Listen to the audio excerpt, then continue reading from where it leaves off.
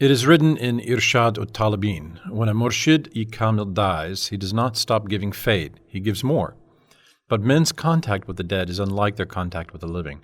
For this reason, little fayd is received from the soul of a dead one. Those who have reached fana and baka have extensive relations with the dead one, almost as well as when he is alive.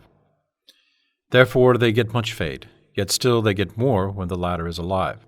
Murshids facilitate those in their company to adhere to the ahkam-i-Islamiyya and inspire them with love and respect through all their manners and words, thus causing them to receive more fayd. As it is seen, it is necessary to look for a murshid. Though a faithful and pure Muslim can receive fayd from the awliya, dead or alive, the living awliya will instruct him on the tasks that he has to do. He will correct his faults, thus it will become for him easy to receive much more fayd.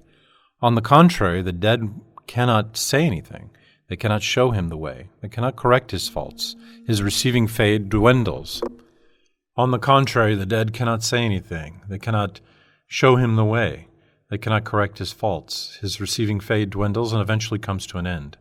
He cannot be taught through inspiration or dreams by the dead.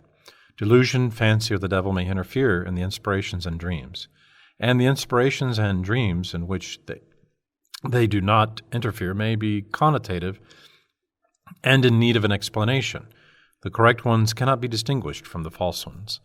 The gain may be very valuable, but the loss will be much more dangerous. Nevertheless, in case a person cannot find a true murshid, he should not fall into the traps of false and ignorant murshids. Rather, he should try to receive fayd from the souls of the dead ones. For attaining this, it is necessary to have the Ahl Sunnah belief and to obey the Ahkam-i-Islamiyya, to read books written by real scholars, and to make sohbet with those who read the books of true Islamic savants. A little child likes its mother best and trusts in her. When it becomes wise enough, it trusts its father more, relies on him, and gets use from him. When it begins going to school or to work, it adheres to its teacher or master and gets use from him. Allah's divine way is so. Likewise, the earnings of the soul are acquired first through parents and then through the murshid and then through Rasulullah sallallahu alaihi wasallam. Question: since no murshid-i kamil has been seen after the first half of the 14th century of Hijrah, why don't we attach our heart to the heart of Rasulullah and thereby receive his strong nur, instead of attaching our hearts to the hearts of past walis by reading their words and thus knowing them? Besides, isn't it an essential of Iman to be attached to him, that is, to believe and love him?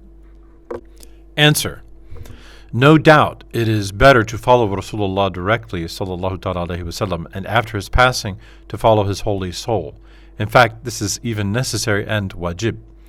In the 81st letter of the book Makatib-i Sharifa, it states, thinking of a wali is as an eyeglass. We should look at Rasulullah and Allah Ta'ala through this eyeglass. To find a wali or his books, to know him, to do rabita with him, is actually for the purpose of becoming attached to the sacred soul of Rasulullah sallallahu ta'ala alayhi wasallam. By merely reading or hearing about a person, it's difficult for one to dream of his figure or his physiognomy, since one has never seen him before. Not the desired one, but someone else may be seen in this case. That is why rabita is not practiced with Rasulullah. It would be kufr to believe someone else to be Rasulullah. There is no such danger when practicing rabita with the awliya. A person who practices rabita with a murshid-i kamil will have with the heart looked into his blessed heart. Therein he will see the blessed heart of Rasulullah. Thus he will have practiced rabita with Rasulullah. This is the only way the ignorant, the heedless like us, do rabita with Rasulullah. Through this kind of rabita, after receiving fayd from Rasulullah, it will be possible and easy to practice rabita directly with him and to receive fayd from the graves of awliya and from their souls. A person who practices rabita with Rasulullah and receives fayd from him loves him very much. Imam Ghazali, rahmatullahi ta'ala alayh, at the end of his book, Ayyuhal Walad, says, every Muslim is in need of an education from a murshid.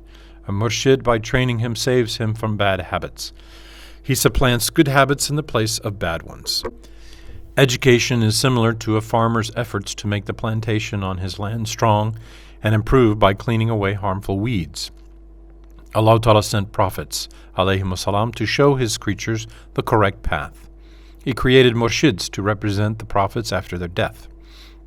The signs of a murshid is as follows. The Arabic original of this book and its Turkish and French translations are published by Hakikat Kitabavi bookstore. Since a wali knows better and is strongly tied to Rasulullah sallallahu ta'ala alayhi wasallam, he receives fades from his blessed heart, and these fades are directed towards the hearts of those adherent to that wali. Hearts receiving fades become clean. They attain good morals. Imam Rabbani, Qudsusru, in his 260th letter says, fades, nurs, which are in the heart of a murshid, like sunlight, shine on everybody. They flow towards the hearts of those Muslims who love him and who adapt themselves to the ahkam-i-islamiyya. They are unaware of the reception of these fades. They don't understand that their hearts are purified. Like a watermelon maturing under the light of the sun, they reach maturity. The Ashabi Kiram, Ridwanullahi ta'ala alayhim ajma'in, matured and attained perfection during the sohbets of Rasulullah sallallahu alayhi wasallam.